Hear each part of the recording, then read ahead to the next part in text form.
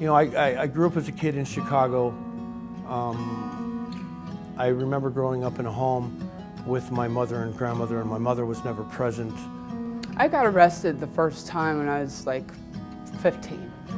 After I kind of grew up and looked back, I realized that my mom was basically a prostitute. And I literally spent the next 16, 17 years going in and out of jail and prison. And in the streets, right away I hooked up with the gangs in Chicago, started getting arrested. I hurt every person that I came across. I didn't have any respect for myself. I remember being a really young kid and having dreams of growing up and becoming a policeman or a fireman. And then I don't know when it changed, but at some point I remember really all I wanted to do was grow up and become a Hell's Angel. I like stole and took and manipulated my whole life. So I started meeting all these bikers and started meeting Hell's Angels and thought, God, my life's gonna be great. And then my father taught me how to shoot dope. Before coming here, I was looking at doing 15 years in prison, and the saddest part about that is that I didn't care. I did not care.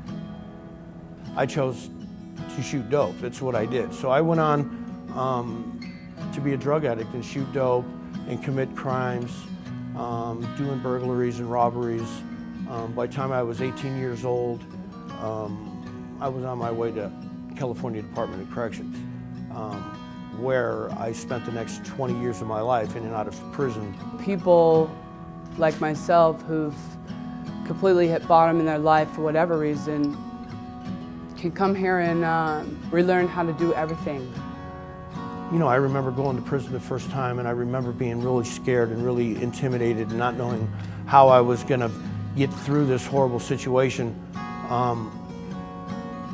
And then I remember the last few times paroling before coming to Delancy Street,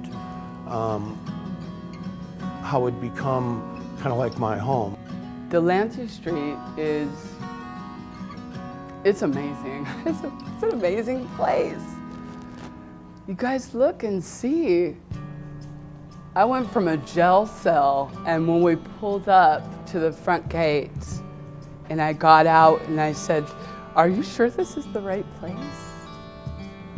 And my life's been pretty incredible since coming to Delancy Street.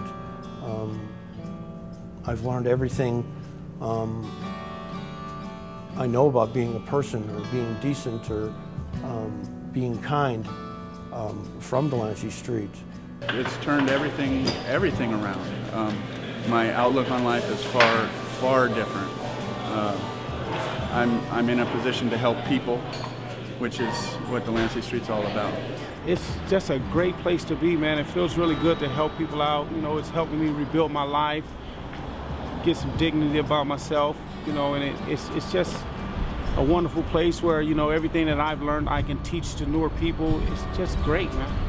I've learned 99, probably 100% of what I know about construction I've learned in Delancy Street. Then you're here for a short time, you start learning what Delancy Street is about.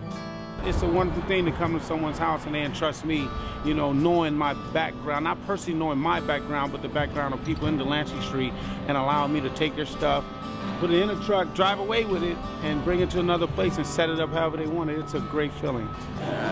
I just, from my background, I never actually expected that I would be anything other than what I was, which was an unsavory character, for lack of a better word.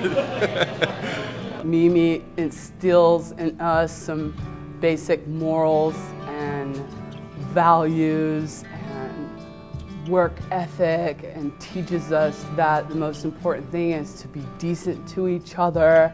Mimi is the person that afforded me a second chance at life.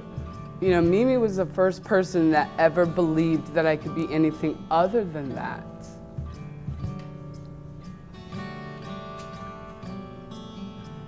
There's like no